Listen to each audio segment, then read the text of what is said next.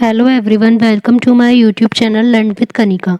आज हम करेंगे टाइम एंड डिस्टेंस, समय तथा दूरी का पार्ट 3, जिसमें कि टाइम एंड डिस्टेंस का टॉपिक पूरा कवर हो जाएगा। ये क्लास आपकी सुपर टेट, यूपी टेट और सी टेट तीनों के लिए ही यूज़फुल है। तो अगर आपको वीडियो अच्छी लगे तो इसे लाइक एंड शेयर ज़रूर कीजिएगा। साथ ही अगर चैनल पर नए हैं तो चैनल को सब्सक्राइब करना ना भूलें। क्वेश्चन फर्स्ट है, धारा के अनुकूल एक नाव 2 घंटे में 30 किलोमीटर की दूरी तय करती है और वापस आते समय नाव को समान दूरी मतलब 30 किलोमीटर ही दूरी रहेगी, 6 घंटे का समय लगता है। यदि धारा की गति नाव की गति से आधी है तो उस नाव की गति किलोमीटर प्रति घंटा में क्या है। तो हमने बोट की हमें निकालनी है, तो ये तो हमने एक्स ले ली। जब हमारी बोट की एक्स हो जाएगी तो धारा की कितनी हो जाएगी। ये दे रखा है कि धारा की गति है वो नाव की गति से आधी है, तो जो करंट है उसकी हो जाएगी हमारी x/2। अब हमें यहाँ पर दे रखा है 2 घंटे टाइम लगे हैं और 30 किलोमीटर की दूरी है, और ये दोनों की हो गई धारा के अनुकूल। अनुकूल है तो मीन्स दोनों को ऐड कर देंगे, तो x plus x/2 equals to distance हो गया 30 और टाइम हो जाएगा 2। ये कटेगा 15 टाइम्स। अब यहाँ एलसीएम लेंगे तो ये हो जाएगा 3x/2 इक्वल्स टू 15। 3 से 15 कट हुआ 5 टाइम्स, तो x की वैल्यू आ गई 10। यही हमें निकालनी थी कि नाव की जो गति है वो 10 किलोमीटर प्रति घंटा होगी, ऑप्शन 3। धारा के अनुकूल 34 किलोमीटर प्रति घंटा की गति से चलने वाली एक नाव 4.8 किलोमीटर की दूरी तय करती है 8 मिनट में। वही नाव अगर धारा के प्रतिकूल समान गति से, गति तो सेम ही रहेगी और समान दूरी है, लेकिन टाइम क्या हो जाएगा 9 मिनट। तो धारा की गति क्या है ये हमें निकालनी है। हमने अगर अब बोट की ले ली, एक की लेंगे एक्स, क्योंकि दोनों में रिलेशन नहीं दे रखा, तो बोट की हमने एक्स ले ली, तो करंट जो धारा है उसकी कितनी हो जाएगी वाई। अब जब एक बार अनुकूल के लिए लेंगे तो x plus y equals to कितना हो जाएगा हमारा, ये दे रखा है हमें किलोमीटर में, ये हो जाएगा 4.8 किलोमीटर, क्योंकि किलोमीटर प्रति घंटे में ही आंसर निकालना है। अपॉन टाइम कितना है 8, उसको मिनट को घंटे में चेंज करेंगे 60। पॉइंट से 0 कट हो जाएगा, 8 से 48, तो मतलब x प्लस वाई की वैल्यू आ गई 36। अब x माइनस वाई, क्योंकि प्रतिकूल के लिए निकालते हैं, तो प्रतिकूल के लिए ये तो सेम ही है हमारा 4.8 ही रहेगा, लेकिन जो टाइम है वो 9 हो गया है, तो पॉइंट से तो 0 कट हो जाएगा।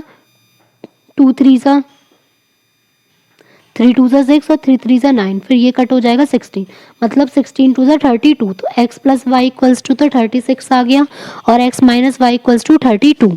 अब हमें देख लेते हैं कि हमें वैल्यू किसकी निकालनी है, x की या फिर y की। तो जो हमें वैल्यू निकालनी है वो धारा की गति की निकालनी है। तो धारा की गति तो हमने क्या ली है, y ली है, तो हमें y की वैल्यू निकालनी होगी। तो इसमें ले लेंगे हम दोनों x वालों को हमें हटाना होगा, तो दोनों को अगर हम सब्ट्रैक्ट कर देंगे तो x से x कट हो जाएगा, तो 2y की वैल्यू आ जाएगी 4। तो y की वैल्यू कितनी हो जाएगी 2 किलोमीटर प्रति घंटा, ऑप्शन 3। धारा के अनुकूल एक नाव 16 किलोमीटर की दूरी 2 घंटे में तय करती है। उतनी ही दूरी धारा के प्रतिकूल तय करने में 4 घंटे का समय लेती है। तो शांत जल में नाव की गति क्या होगी। तो इसमें भी ऐसे ही लगा लेंगे। एक तो हो जाएगा x plus y equals to कितना हो गया 16/2 मीन्स 8, और x minus y equals to कितना हो जाएगा 16/4 मीन्स 4। अब हमें निकालनी क्या है, शांत जल में नाव की गति। तो सिंपल x की वैल्यू हम निकाल लेंगे, क्योंकि ये बोट की तो हम x लेते हैं और करंट की हमने y ले ली, उस हिसाब से हमने निकाल लिया। तो अब हो जाएगा y से y कट हो जाएगा, तो 2x की वैल्यू आ जाएगी 12। तो x की वैल्यू कितनी हो जाएगी हमारी 6 किलोमीटर प्रति घंटा, ऑप्शन 3। 240 मीटर लंबी ट्रेन 40 सेकंड में अपनी लंबाई के दुगने प्लेटफॉर्म को पार कर देती है। तो प्लेटफॉर्म की लंबाई हो जाएगी 240 की दुगनी मीन्स 480। तो हमें ट्रेन की गति निकालनी है, तो ये कितना हो जाएगा यहाँ पर 240 प्लस 480, तो टोटल लंबाई हो गई, और टाइम कितना लगा है 40 सेकेंड का। अब यहाँ पर क्या करेंगे, इन दोनों को ऐड करेंगे तो आएगा 720/40, 0 से 0 कट होगा तो आ जाएगा 18 मीटर प्रति सेकेंड, ऑप्शन 3।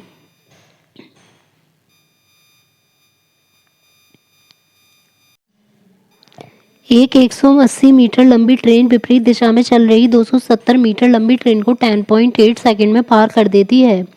यदि पहली ट्रेन की गति 60 किलोमीटर प्रति घंटा है तो दूसरी ट्रेन की गति किलोमीटर प्रति घंटा में क्या होगी। तो हमारी इस दूसरी की हमने एक्स ले ली, दोनों विपरीत दिशा में चल रही हैं तो दोनों को ऐड करेंगे 60 + x इक्वल्स टू 180 में 270 को ऐड करेंगे तो 450 अपॉन कितना हो जाएगा 10.8। अब ये है मीटर पर सेकंड में, तो इसे जब चेंज करेंगे किलोमीटर प्रति घंटा में, क्योंकि आंसर किलोमीटर प्रति घंटा में निकालना है, तो 18/5 की मल्टीप्लाई यहाँ पर पॉइंट हटा देंगे तो 0 बढ़ जाएगा, 9 से कट करेंगे यहाँ 500 और यहाँ आ जाएगा 12, 5 से 500 कट जाएगा 100 बार, फिर 4 तिया 12 और 4 से ये 25 बार, फिर 3 से ये 6 बार, तो 25 छिक्का हो गया 150। तो x की वैल्यू आ जाएगी 150 में से जब हम 60 को हटाएंगे 90 किलोमीटर प्रति घंटा, ऑप्शन 2। एक आदमी एक स्थिर ट्रेन को 12 मिनट में पार करता है, वही ट्रेन एक आदमी को 24 सेकंड में पार करती है, तो ट्रेन और आदमी की गति के बीच में अनुपात क्या है। तो यहाँ पर हमें दे रखा है कि 12 मिनट और यहाँ दे रखा है 54 सेकंड, तो दोनों का बस रेशियो हमें निकाल देना है। तो 12 मिनट का ये सेकंड में चेंज कर लेते हैं तो 12 × 60 अब और रेशियो में आ जाएगा 54। तो यहाँ पर कट कर लेंगे हम 3 से 3 4 सा और यहाँ पर 3 से कट हो जाएगा 3 1 = 3, 18 3 ज़ा, तो ये 18 टाइम्स कट हो गया। अब 6 से कट कर लेते हैं, यहाँ 10 आ जाएगा और यहाँ 6 3 ज़ा, तो और तो कट हो नहीं सकता, तो क्या आ जाएगा हमारा 40/3। तो आंसर हो जाएगा ऑप्शन सी। ट्रेन ए एक स्थिर ट्रेन बी को 50 सेकंड में और एक पोल को 20 सेकंड में समान गति से पार करती है, तो ट्रेन ए की लंबाई दे रखी है, तो ट्रेन बी की लंबाई क्या होगी। तो ये जो टोटल लंबाई है हमारी कितनी हो जाएगी, हमने बी की मान ली x, तो x + 240 और टाइम कितना दे रखा है 50 इक्वल्स टू हमें दे रखा है कि उतनी ही स्पीड, दोनों की स्पीड इक्वल रखनी है। जब वो ट्रेन को पार करेगी तो हमें स्पीड प्लस करनी होंगी, मतलब डिस्टेंस पर ऐड करके सिंपल ऐसे निकालेंगे, लेकिन जब वो एक आदमी को पार कर रही है तो सिंपल आ जाएगा 240 अब उसकी ट्रेन की लंबाई बटे कितना टाइम लग रहा है उस टाइम 20 सेकंड। 0 से 0 कट हो जाएगा, 2 से कट हो जाएगा 120 टाइम्स, तो x + 240 इक्वल्स टू हो जाएगा हमारा 600। तो x की वैल्यू आ जाएगी 360 मीटर, ऑप्शन ए। एक कार, एक जीप, एक ट्रैक्टर की गति के बीच का अनुपात 3:5:2 है। जीप की गति ट्रैक्टर की गति का 250% है, जो कि 12 घंटे में 360 किलोमीटर की दूरी तय करती है। तो कार और जीप की औसत गति क्या होगी।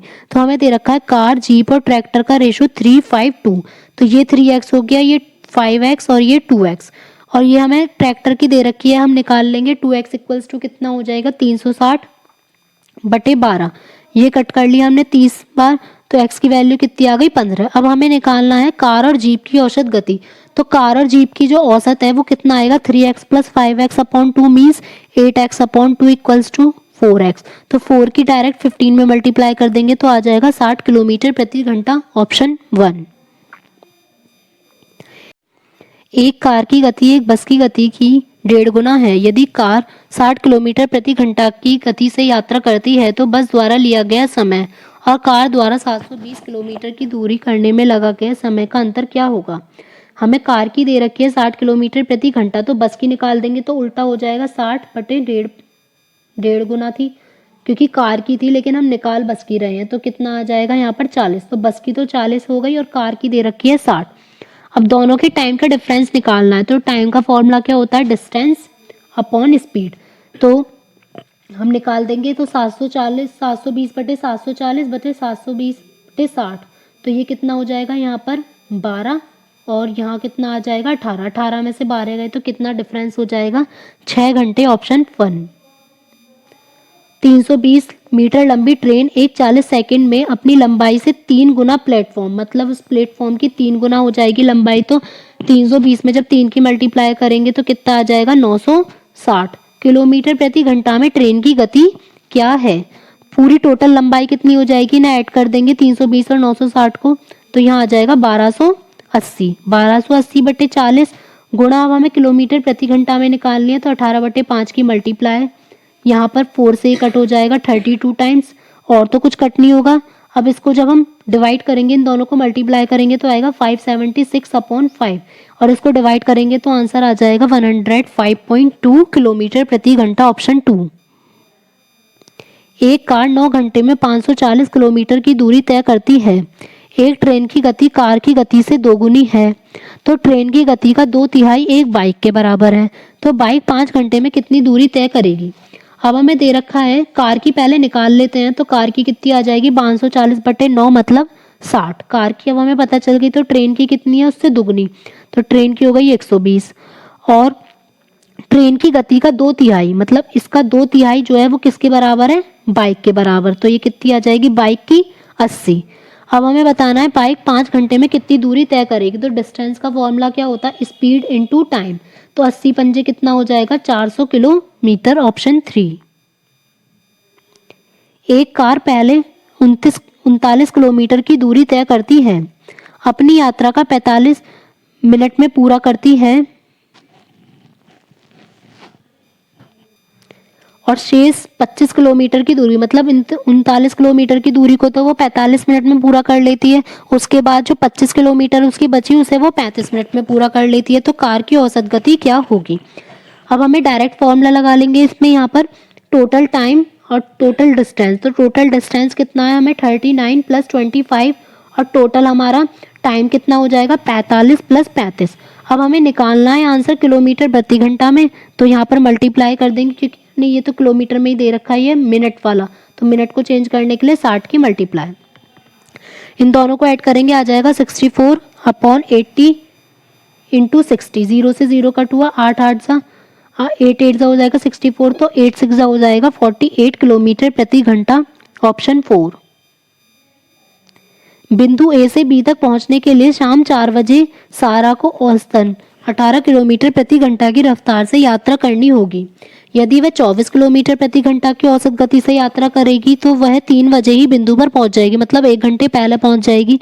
और अगर उसे 2 बजे पहुंचना है, मतलब 2 घंटे पहले पहुंचना है, तो उसे कितनी से यात्रा करनी चाहिए। तो यहाँ पर डिफरेंस निकाल लेंगे, 1 घंटे का है तो x/18 मतलब डिस्टेंस अपॉन टाइम हो जाएगा, इक्वल्स टू कितना दे रखा है, 1। इसका एलसीएम लेंगे तो आ जाएगा 72। तो 4x - 3x इक्वल्स टू 1, मतलब x की जो वैल्यू है वो आ जाएगी 72। तो जो डिस्टेंस है वो कितना हो गया, 72 किलोमीटर। इतना हमारा ये आ गया। इसके बाद बस डायरेक्ट निकाल देंगे कि 2 बजे अगर उसे पहुंचना है तो 72 बटे, क्योंकि 2 घंटे का डिफरेंस हो गया ना पहले से, तो 2 का डिवाइड कर देंगे तो कितने से चलना होगा, 36 किलोमीटर प्रति घंटा से उसे चलना होगा अगर वो 2 बजे पहुंचना है, ऑप्शन फर्स्ट। राम और श्याम बिंदु ए से बी तक की यात्रा कर रहे हैं जो कि 60 किलोमीटर दूर है। निश्चित गति से यात्रा करते हुए राम को बिंदु बी तक पहुंचने में श्याम से 1 घंटा अधिक समय लगता है। यदि राम अपनी गति को दोगुना कर देता है तो उसे बी तक पहुंचने में 30 मिनट कम समय लगेगा। तो बिंदु ए से मतलब वो किस गति से यात्रा कर रहा था, तो दोनों की हमने गति x और y ले ली। तो 1 घंटे का डिफरेंस है, तो 60/x - 60/y इक्वल्स टू 1। ये तो हमारी हो गई पहली इक्वेशन। दूसरी में दे रखा है वो पहले पहुंच जाएगा तो उसकी पहले लेंगे, अपॉन 60/2x उसने अपनी दुगनी कर दी है। और कितने का डिफरेंस है, 30 मिनट का, तो 30/60 1/2 और यहाँ पर आ गया 30। जब दोनों इक्वेशंस को प्लस करेंगे तो 60/60/y कट हो जाएगा। कितना बचेगा, यहाँ पर तो 60/x और यहाँ पर 30/x। तो 60/x minus 30/x equals to कितना आ जाएगा, यहाँ पर 1 और 1/2 को प्लस करेंगे 3/2, तो 3 से कट कर लिया 10, यहाँ आ जाएगा 20। अब हम जब इसे सॉल्व करेंगे तो x की वैल्यू आ जाएगी 20 किलोमीटर प्रति घंटा। तो आंसर हो जाएगा ऑप्शन 4।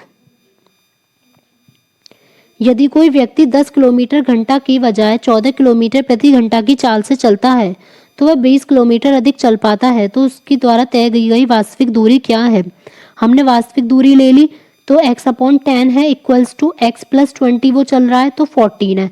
कट कर लेंगे 2 5 और 2 7 तो 7x इक्वल्स टू हो जाएगा 5x + 100। तो 2x की वैल्यू आ जाएगी 100, तो x की वैल्यू कितनी आ गई, 50 किलोमीटर, ऑप्शन ए। दो ट्रेनों की गति का अनुपात 7:8 है। यदि दूसरी ट्रेन 4 घंटे में 400 किलोमीटर चलती है तो दूसरी ट्रेन की गति कितनी हो गई, 100 किलोमीटर प्रति घंटा, मतलब 8x जो है वो 100 किलोमीटर प्रति घंटा के बराबर है। 4 से काट लिया तो x की वैल्यू आ जाएगी 25/2। अब हमें पहली ट्रेन की है 7 रेशो, तो 7 से मल्टीप्लाई कर लेंगे, कितना आ जाएगा 27 25 का 7 से मल्टीप्लाई 175/2 मीन्स 87.5 किलोमीटर प्रति घंटा, ऑप्शन डी। दौरे पर एक व्यक्ति पहले 160 किलोमीटर 64 किलोमीटर प्रति घंटा से और अगले 160 किलोमीटर 80 किलोमीटर प्रति घंटा की गति से यात्रा करता है, तो जो टोटल 120 बैठे उसके लिए औसत गति कितनी होगी। तो दोनों का एक साथ टाइम भी निकल जाएगा, तो पूरी एवरेज स्पीड एक साथ निकाल देते हैं। डिस्टेंस कितना हुआ 320 और टाइम दोनों के लिए तो 160/64 प्लस 160/80। 16 से काट लेंगे, यहाँ 10 बार, यहाँ 4, फिर यहाँ 10 बार और यहाँ 5, फिर ये 2 और ये 5 और ये 2, तो 320 बटे हो जाएगा हमारा 5/2 में। जब 2 को प्लस करेंगे तो हो जाएगा 9/2, तो 2 की मल्टीप्लाई कर ली यहाँ पर। जब अब इसकी मल्टीप्लाई करेंगे तो 640/9, इसको डिवाइड करेंगे तो हमारा आंसर आएगा 71.11 kilometre per hour, option C. अब है 30 किलोमीटर प्रति किलोमीटर की दूरी तय करने में समीर से 2 घंटे अधिक लेता है। यदि अभय अपनी गति को दुगना कर दे तो वह समीर से 1 घंटा ही कम समय लेगा, तो अभय की गति क्या होगी। तो पहले है 30/x माइनस 30/2x, क्योंकि एक बार तो नॉर्मल है एक बार दुगनी है, तो कितने का डिफरेंस हो जाएगा। पहले तो वो 2 घंटे अधिक ले रहा था, अब 1 घंटा कम, तो एक साथ निकालने में टोटल डिफरेंस टाइम कितना हो गया 3 घंटे। या तो एक एक इक्वेशन बनाए या एक साथ भी कर सकते हैं। तो ये हो जाएगा 10 कॉमन ले लिया, एलसीएम में आ गया 2x, तो 2x minus x equals to 1, तो ये हो जाएगा 10 इक्वल्स टू 2x, तो x की वैल्यू आ जाएगी 5 kilometre per hour, option A. एक ट्रेन 80 किलोमीटर प्रति घंटा की एक समान गति से चल रही है। यदि 15 सेकंड में एक रेलवे प्लेटफॉर्म को पार करती है और प्लेटफॉर्म की लंबाई 130 मीटर है, तो ट्रेन की लंबाई क्या होगी। दोनों की लंबाई ऐड करेंगे, ट्रेन की हमने x ले ली तो ये तो होगी पूरी लंबाई अपॉन टाइम कितना हो जाएगा, टाइम है 15 सेकेंड इक्वल्स टू 80, इसको मीटर पर सेकेंड में चेंज करेंगे तो 5/18, 3 5 15, 3 6 18। अब 2 से 2 3 6 और 2 से ये 40 टाइम्स, तो 130 प्लस x इक्वल्स टू कितना आ जाएगा 25 की मल्टीप्लाई कर ली हमने 40 में, तो हो जाएगा 1000/3। इधर मल्टी या डायरेक्ट डिवाइड कर देते हैं तो 33.33 इस टाइप से आता रहेगा, तो x की वैल्यू जब माइनस करेंगे तो आ जाएगा 203.33 मीटर।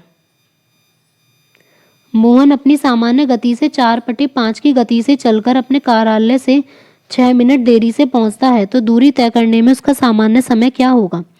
तो 4/5 अगर उसकी स्पीड है नॉर्मल, तो इक्वल्स टू में कितनी हो जाएगा, डिस्टेंस का formula speed into time upon कितना ले रहा है वो 6 मिनट बाद, तो एस से एस कट हो जाएगा 40/5 प्लस 24/5 इक्वल्स टू टी। अब जब यहाँ पर टी को माइनस में लेकर आएंगे या टी को इधर ले जाते हैं तो 24/5 इक्वल्स टू बचेगा t/5, तो कितना टाइम हो जाएगा 24 मिनट, ऑप्शन सी।